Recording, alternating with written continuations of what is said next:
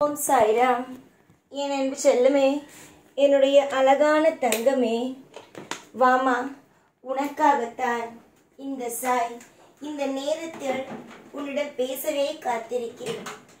எனக்கு அத்தனை பிள்ளைகள் இருந்தும் உன்னையே தேடி நான் வருவதற்கு காரணம் என்னவென்று உனக்கு தெரியுமா? தெரியாது.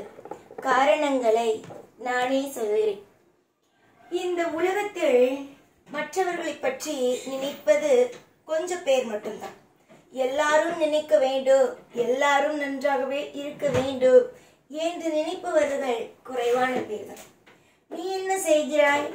எல்லாரும் நன்றாக இருக்க வேண்டும், எல்லாரும் நலமுடனும் வளமுடனும் இருக்க வேண்டும், எல்லா நிலையிலும் யாருக்கும் எப்பொழுதும் பாதிப்பு வந்துவிடக் கூடாது என்று நினைக்கிறாய். உன்னுடைய மனமெல்லாம் எப்பொழுதுமே சரிதான். உன்னுடைய மனமெல்லாம் அடுத்தவர்களை நினைத்து மட்டுமே இருக்கிறது. உன்னுடைய அனைத்து விஷயத்தையும் புரிந்து கொண்ட இந்த சாய் உனக்கு எப்படியாவது உதவிகளை செய்துவிட வேண்டும், எப்படியாவது உன்னை நல்ல முறையில் இந்த நல்ல எண்ணம் கொண்ட உன்னை நல்லபடியாக வாழ வைத்துவிட வேண்டும் என்று ஒரு நல்ல எண்ணத்தோடே வந்துவிட்டேன். உன்னுடைய மனம் நல்ல மனம், அப்படி என்றால் நல்ல விஷயம்தானே கிடைக்கும், சரிதானே?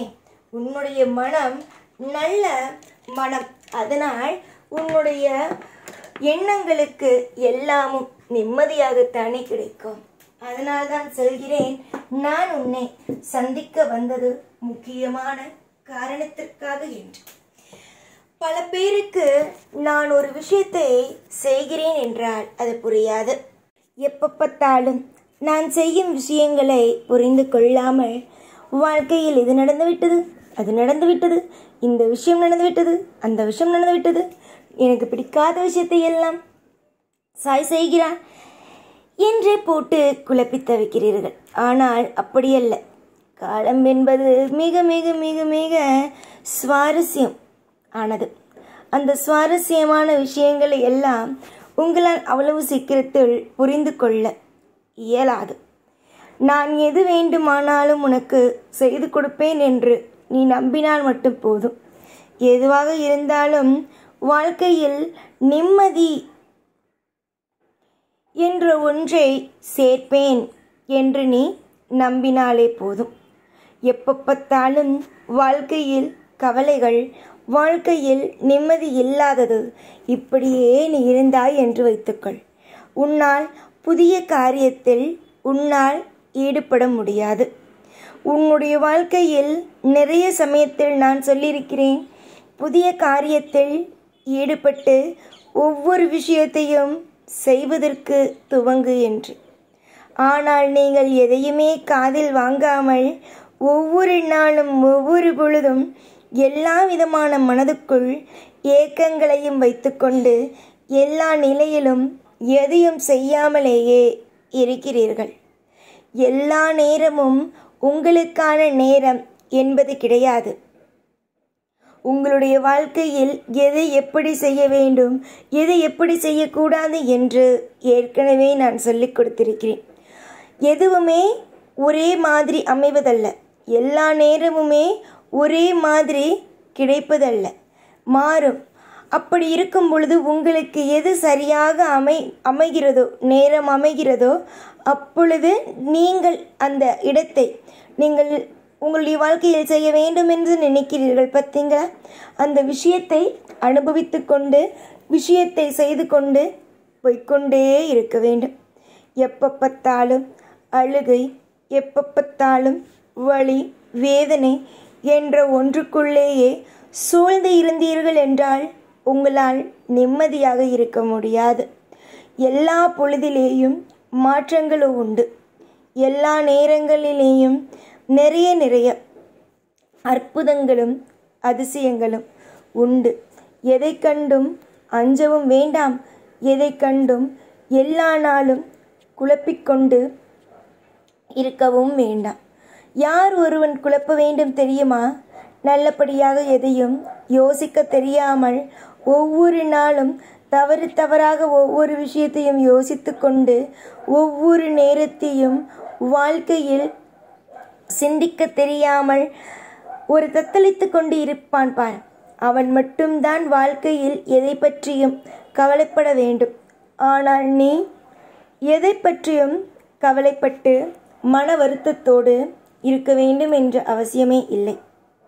நாளுக்கு நாள் பிரச்சனைகளோடு வாழ்ந்த உனக்கு நான் நிம்மதி கொடுக்க மாட்டேனோ என்ற பயங்களும் இருக்கத்தானே செய்யும்.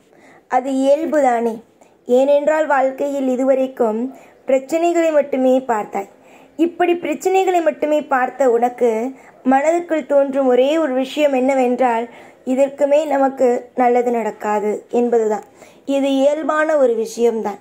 தங்க பிள்ளையே, வாழ்க்கை என்பது அற்புதத்தை நிறைந்தது.